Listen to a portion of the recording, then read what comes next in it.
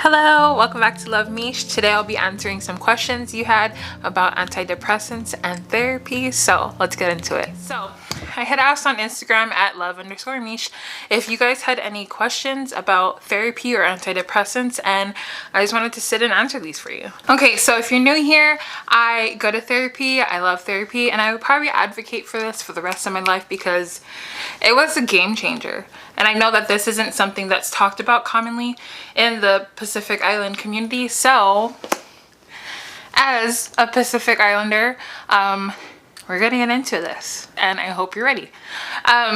First up, the first question was, what has my experience been with therapy? And so I kind of wanted to tie this into another question, which is like, where do I start? I don't think I was in the best headspace about a year ago. We were currently in the midst of my nephew Rex's chemotherapy and treatments. I was working full time. My husband had just gotten diagnosed with kidney failure, and it just was a lot. I remember things getting to a point where my anxiety was inhibiting my ability to function. I didn't want to go anywhere. I didn't want to do anything. All the things that I once loved, like going to my youth activities as a youth leader or meeting up with friends, just things that normally would have brought me joy, I just couldn't do it. I had no energy for it, and it honestly was just taking over my life. And so I knew that I wanted to do something about it. So me being me, I thought, hey, if I just find a therapist, maybe they'll give me some tips and then it'll fix everything that I'm going through, which was both true and false. Therapy has been such a blessing for me and for my husband, for my family. It also didn't come with a quick fix. And I don't know if that's something that people don't want to hear, but it's the truth.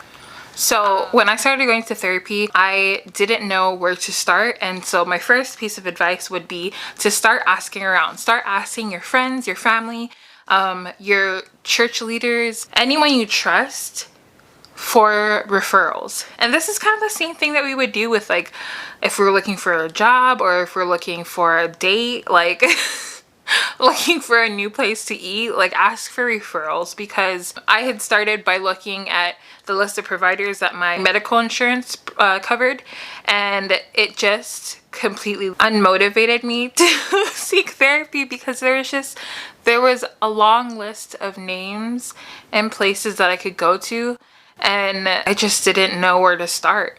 But I didn't give up. So don't give up. I ended up asking my Relief Society president, which is the leader of the women's program in our church, and she had referred me to this one place, and they actually ended up being a good fit for me. And so this is not always the case. I know that for a lot of people, you might have to go to a few different therapists before finding one that you really mesh well with. But I met with my therapist, and she is amazing. And if you're watching this, you're the best. There was also a recommendation to go to Psychology Today's website to look for a therapist, and they just have a large listing of pictures and therapists and their own descriptions of their therapeutic practices. Different therapists who specialize in different things, and so there's a therapist for everyone. And go to that website if you're trying to find something near you. There's also a sliding scale that some providers use, which means that they are able to adjust how much therapy costs so that they can help meet your needs. In some cases, therapy will be covered completely by insurance. Some places you have to pay out of pocket. But if you're LDS and go through the church services, there is services that they're able to provide free of cost that will that are ready and available to all church members. So what I'm trying to get at is that if there's a will, there's a way. If you need someone to go with you to therapy and you're in the Oregon area, hit me up. I'll go with you. So that's where I would start. That is my long-winded answer for how to begin therapy and where to look. And yeah, so question number 2 is, how often do I go to therapy? And in the beginning, I had made weekly appointments. So I had a standing appointment every week, and that was because my need was much higher. I was newly diagnosed with anxiety and depression and just trying to process everything that was happening in my life. This weekly session was was amazing. It just made such a big difference. So going back to the question, how often do I go to therapy? Currently, I just decided to move my meetings to every 3 months. My therapist and I both felt like I was in a place where I was able to meet less frequently while utilizing both medication and the coping mechanisms that she has taught me. So that's where we're at. So question number 3, we'll start digging into antidepressants. The question is, do they actually work? Do antidepressants actually work? And how do I know when to take antidepressants or when to go to therapy? I will start by saying they go together. And I think it's actually statistically proven, like if you're incorporating therapy and medication, your chances of improvement are much higher. So do antidepressants actually work? I'm gonna say yes. And I do know that everybody's bodies react differently. These are my antidepressants. They are, I don't know if you can see it. I take a pill called fluoxetine, which is supposed to help the serotonin in my head kind of mesh together, work properly. And the dosage definitely has changed throughout this year. That is to be expected. If anything, I still think I would advocate for therapy, but a lot of times I don't feel like people understand that like anxiety or depression or mental health issues it's honestly a biological thing. Like this is something that's actually happening in your body. Just like you would go to the doctor when you're sick, you need to go to a therapist and a doctor when you're struggling with mental health issues. Next question, how does it work when you're troubleshooting dosage for antidepressants? This is something that you work hand in hand with your PCP, which is your primary care physician. Sometimes it takes weeks or however long it needs to per medication to adjust and to, you know, see if there's any differences. And so in the beginning, they advised me and my husband to look for warning signs if I was having suicidal thoughts or anything like that, that would be a negative side effect of the medication. And luckily that was not the case for me. And I felt immediate changes in both in my behavior and in my ability to function. So sometimes your body does get used to it though. And one thing that I wasn't expecting was to have to raise my dosage, because I was like, oh no, I'm good. Like this is working so well, blah, blah, blah. And then it stopped being as effective, and I wasn't doing anything differently, right? But I think I had to get over that in my head, that it's okay if you need to play with the dosage a little bit, because sometimes your body gets used to it, and so you have to up it. So we started at 10, I upped it to 20, and I recently upped it to 30. And again, I just work with my both my therapist and my doctor to kind of balance that dosage. Another question was, when they aren't taken, is there a drastic change in behavior or feelings?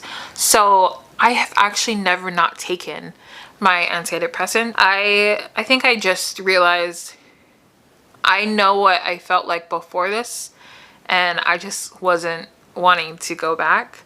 And so I do know that if you are wanting to wean yourself off of it, you have to do that exactly as wean yourself off of it. You can't just stop taking it. So like say I'm taking 30 milligrams of fluoxetine every day. I can't just cut it like that, or else my body's gonna go woo, and it's not good. So you'll have to work slowly to decrease the dosage and then just monitor how things go. But I mean, it is something that affects your mental capabilities, and so I just wouldn't recommend not taking it. Our last question on therapy and antidepressants is this something that I wanted?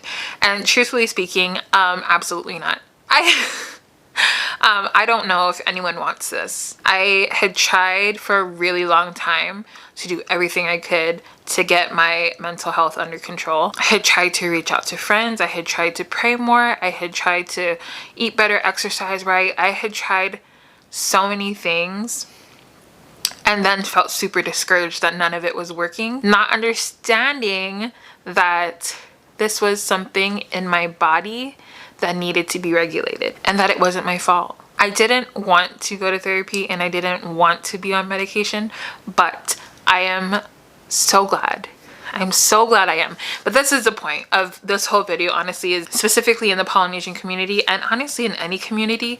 I don't feel like this is talked about enough, so I just wanted to put this out there as a Samoan Polish woman. The therapy is okay. Taking antidepressants is okay. Taking care of your mental health, that is not only okay, that's awesome. Like I am always super grateful for everyone who shares their stories with me, because this is the type of dialogue that I wish I heard growing up, and so I'm super determined to make it just common talk so that the youth coming up don't have to wonder if there are other brown people like them who struggle with anxiety and depression, and they don't feel like they have to hide what they're feeling. So this definitely isn't something that I wanted, but I definitely consider it a blessing, and I'm so grateful to be able to experience these things so that I can talk to you all about it, and so that I can just be a better mental health advocate. So let me know down below if this is something that you are down for, if you want these chats every so often. I definitely still will be doing more fun things with Helton and bringing in guests to speak with us, but sometimes I just want to sit and chat, so I hope this is cool. And before I forget, the Maunga Project just released a video, a panel that we did on grief and funerals and PI communities, and it was just so good.